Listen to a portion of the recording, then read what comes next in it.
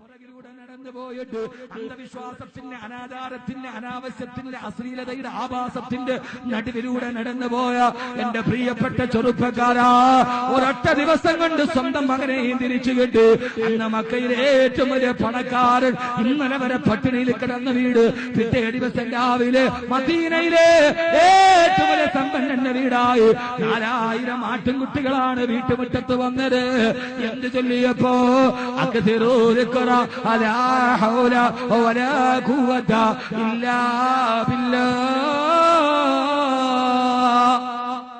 ഒരൊറ്റ ദിക്റ് ചൊല്ലിയപ്പോ ഒരൊറ്റ ദിവസം കൊണ്ട് പണക്കാരനായി. ലാ ഹൗല ലാ ഹൗല വലാ ഖുവത ഇല്ലാ ബില്ലാഹ്. ആദരവായ പ്രവാചകൻ സല്ലല്ലാഹു അലൈഹി വസല്ലം പറയുകയാ, അൽ ഹൗകലതു ശിഫാഉൻ ലിതസദിൻ വതസീന ദാ. പതിവായി നിങ്ങൾ ഹൗകല ചൊല്ലിക്കോ, അത് 99 രോഗത്തിനുള്ള മരുന്നാണെന്ന് ഹബീബായ നബി മുഹമ്മദ് മുസ്തഫ. എനിക്ക് സമയം കളയാനില്ല. അൽ ഹൗകലതു ശിഫാഉൻ ലിതസദിൻ വതസീന ദാ. പതിവായി നിങ്ങൾ ഹൗകല പറഞ്ഞു, അത് 99 രോഗത്തിനുള്ള മരുന്നാണ്.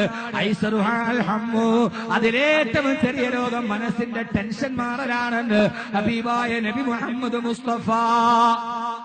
പതിവായി ഹൗകല പറഞ്ഞു, 99 രോഗത്തിനുള്ള മരുന്ന്. 99 രോഗത്തിലുള്ള മരുന്ന് കോട്ടക്കൽ ആര്യവൈദ്യശാലയിൽ കിട്ടൂല. ഇവിടെ ഉണ്ടോ കോട്ടക്കൽ ആര്യവൈദ്യശാല? ഇല്ല അല്ലേ? എന്നാ കോയമ്പത്തൂർ ആര്യവൈദ്യ ഫാർമസി കിട്ടൂല. ആര്യവൈദ്യ ഫാർമസിയിൽ കിട്ടൂല ഈ സാധനം. ഇതിവിടെ കിട്ടൂ. 99 രോഗത്തിന് ഒറ്റ മരുന്ന്. 99 രോഗം, അതിൽ ഏറ്റവും ചെറിയ രോഗം ഐസറുഹാലങ്ങോ, മനക്ലേശം മാറല.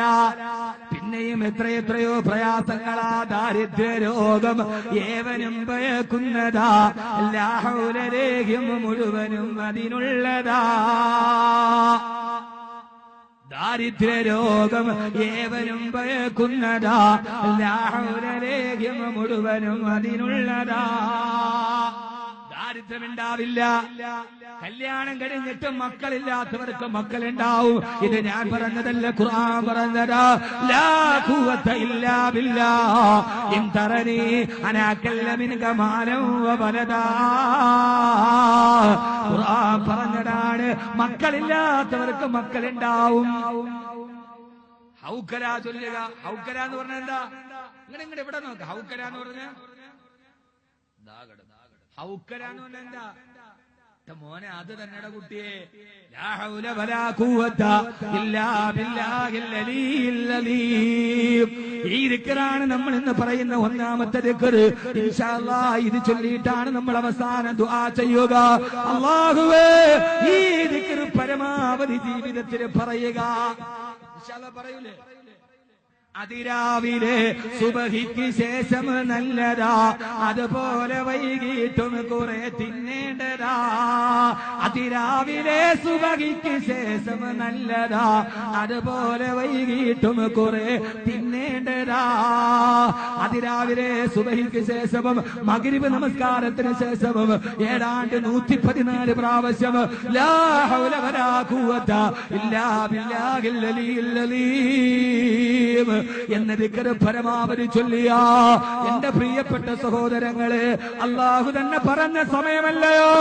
യാ അയ്യുഹല്ലദീന ആമനു ദുകുറുല്ലാഹ ദിക്റൻ കസീറാ വസബ്ബിഹൂഹു ബുക്റതൻ വഅസീലാ. ഞാൻ ഈ പറയുന്നത് ദിക്ർ ചെയ്താലുള്ള പ്രതിഫലങ്ങളാ. അല്ലാഹനെ അറിഞ്ഞിട്ട് ഓത്താലുള്ള ഒന്നാമത്തെ പ്രതിഫലം, നമ്മുടെ ജീവിതത്തിന്റെ എല്ലാ പ്രയാസങ്ങളും അല്ലാഹു മാറ്റിത്തരും.